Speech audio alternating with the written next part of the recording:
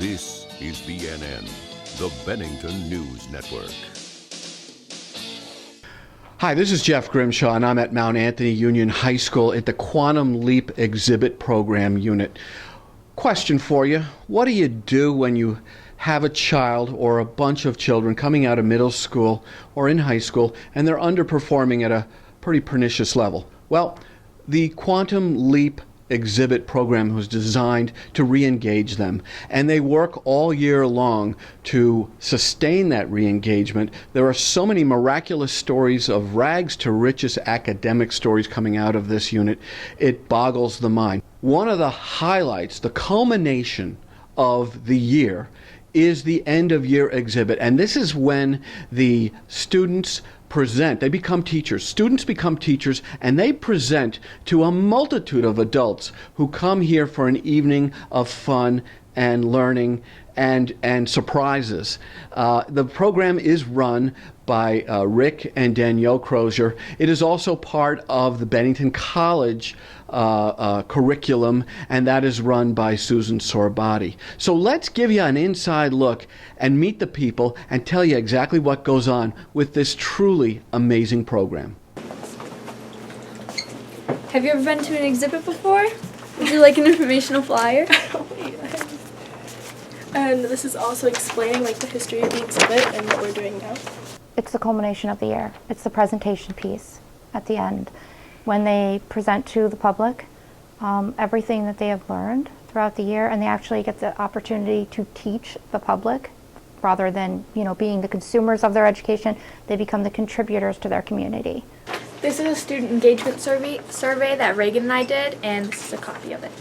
It's the reason that kids are creating work that is of the highest quality that they can produce. It's a performance, so they are put in a real life position where they actually have to explain what they know to real people as opposed to their teacher or to their friend. They've got people walking into the room and they have to present what they have done for a whole semester or a whole year. Hello, would you like to try some art tea? Hello, this is one of my projects, Terracotta Army. It gives it a sense of urgency and kind of an academic rigor that you can't fake and you can't promote in a classroom without having a real relevant performance, and that's what it is. It's the equivalent of being a whole bunch of museum curators, and your piece of the museum is the part that you're responsible for. Hi, my name is Brown, and this is my project on poverty in Uganda. When we host an exhibit event, we see members of the community, obviously, the general public, parents, friends, relatives of the students make up a large percentage of the guest list. Hello, I am Ralph Thorne. This is a paper by Mackenzie Morse on the waterfalls of Nigeria, and it goes into the struggles for resources in Africa. We also did some research on how humans are used as a resource, such as child soldiers being abused in military conflicts in Africa. It's open to the public, and so we also see legislators, and we see local town government, we see shop owners, teachers, of course, school board members, community members. It's just so diverse. You start with a project, and there has to be some sort of physical element to that project, and then you have the writing and the researching and the drafting of an academic paper, if you will. But then you have to make sure that it's edited multiple times. Some kids do many edits to make sure that we get it to what we call exhibit quality. And then from that point, you have to prepare yourself to present it to other people. So it literally goes from, okay, this is just some assignment in my classroom for my teacher, and I get a grade, and now the grade, it tells me I got an A, a B, or a C, to I am standing in front of my mom and she wants to know what I learned about this project, or here is the school board member, or here is my best friend, or here is, and they have to present what they know, and it turns into a performance assessment. Hi, I'm Shelley. And I'm Mackenzie. And this is our paper on modern day exploitation in Africa. Well, I think once they go through an exhibit, they obviously have a better understanding of what it is. But I think it's a little bit, I always compare it to preparation for putting on a show or a play or a sport. You're going to practice, you're going to put in a lot of hours, and then there's one night. And on that given night, you've got to show up and do your best.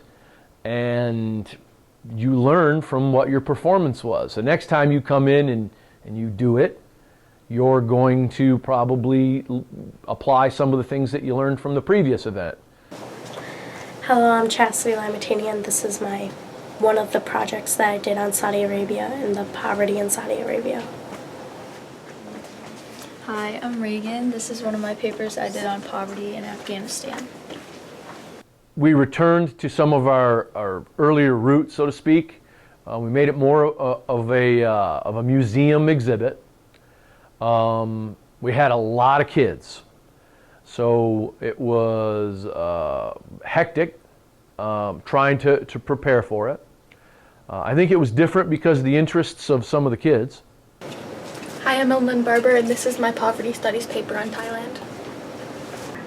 Hi, I'm Shelley. And I'm Mackenzie. And I'm Chastity, and this is our paper on the mother of all goddesses, Saibet. We always had 2 exits. So no matter what path you went down, there were always 2 ways to go. A choice, a fork in the road. And this particular exhibit, we didn't have that fork in the road. It was just the maze, so that no part could be left unseen. And I think that was very effective. I'm Michael, and this is kitchen where you come you'd be getting here, come get coffee, and I'd tell you a little bit about the coffee back here, because Indonesia got its own, and then there's 3 others. Ethiopian, which got put in a bead by itself, which is from Africa. And there's Central American, where we put Nicaraguan and Mexican together. And there's also Persian.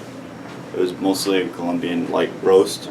We had, for this particular exhibit, we had a combination of first-year freshmen, we had upperclassmen, and we also had some contributions from college students that were in the Bennington College Sababa project. So.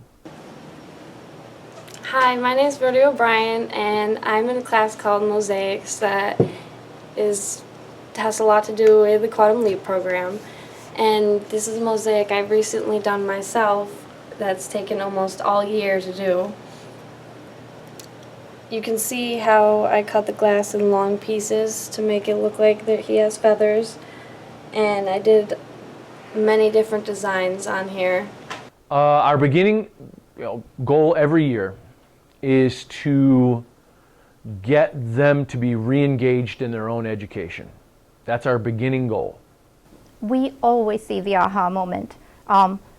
With any student who completes the program, there is that aha moment. And so you can see that aha moment in students who have been with us for, 30 days. Some students, you might see it at the very, very end, and a student may not be successful with us, but at the end, they get that aha moment, and they're like, damn. Hi, I'm Brittany Pecor. And I'm Brody O'Brien. We have worked all year on our watershed mapping project. And it explains a lot about what a watershed is, what a watershed is used for, how we can maintain our watersheds, and also why our watersheds are important. We also gave this pamphlet to explain to people anything that we didn't explain on here. This pamphlet is full about basically what she said, what a watershed is. It even shows you what it is and what it looks like. These scripts on the posters are all basically based on PFOA contamination and filtration systems and such. And we got a few interviews in with experts on the topic.